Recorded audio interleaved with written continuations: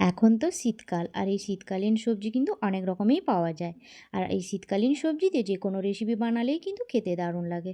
আর আজকে আমি বানালাম আলু, ফুলকপি, বেগুন, টমেটো, চিংড়ি মাছ দিয়ে দারুণ স্বাদের একটা রেসিপি। তো প্রথমে আলুগুলোকে ছাড়িয়ে নিলাম। আলুগুলোকে ছাড়িয়ে লম্বা লম্বা করে কিন্তু আলুগুলোকে কেটে নিব। আলুগুলোকে কেটে নিয়ে এরপরে আমি কেটে নিব ফুলকপিগুলোকে। ফুলকপিগুলোকে দেখুন, ছোটোগুলোকে এক পিস করে রেখেছি, আর যেগুলো বড় আছে ওগুলোকে দু পিস করে দিলাম। ফুলকপিটাকেও কেটে নিয়েছি। এরপরে কেটে নিব বেগুন।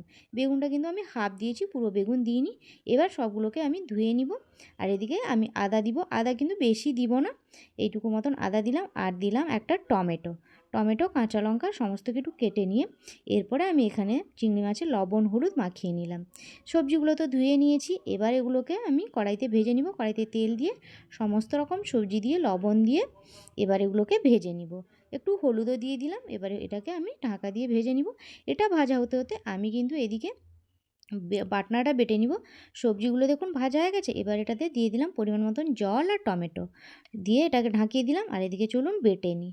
আমি দিয়ে দিলাম আদা, দিয়ে দিলাম দুটো কাঁচা লঙ্কা, দুটো শুকনো লঙ্কা, 1 চামচ মতো জিরে আর 1 চামচ মতো ধনে, সমস্ত কিছু দিয়ে এটাকে কিন্তু বেশ মিহি করে বেটে নিব।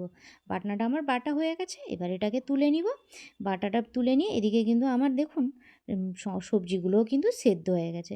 সবজিগুলো সেদ্ধ হয়ে গেলে এবার এটাকে আমি নামিয়ে নিব। কড়াটা ধুয়ে এবার আমি চিংড়ি মাছগুলোকে ভেজে নিব। চিংড়ি মাছগুলোকে জাস্ট এপিট ওপিট উল্টে ভেজে নিব। চিংড়ি মাছ বেশি ভেজে দিলে কিন্তু শক্ত লাগে, খেতে ভালো লাগে না। এবার চিংড়ি মাছটাকে ভেজে তুলে নিয়ে কড়াইতে তেল দিয়ে ফোড়নে দিয়ে দিলাম 5 ফোড়ন।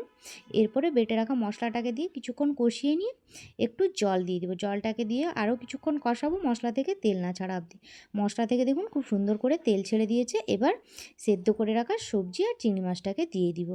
দিয়ে এটাকে ঢাকা দিয়ে কিছুক্ষণ ফুটিয়ে নিব। দেখুন ফুটে এসছে। এবার দিয়ে দিব আমি এখানে ধনেপাতা। ধনেপাতা দিয়ে সমস্ত সবজিটা তো সেদ্ধ হয়েই ছিল। এবার তরকারিটাকে ঢেলে নিলাম। কেমন লাগলো আমার এই হালকা পাতলা ঝোলের রেসিপিটা আপনারা কিন্তু অবশ্যই কমেন্ট করে জানাবেন।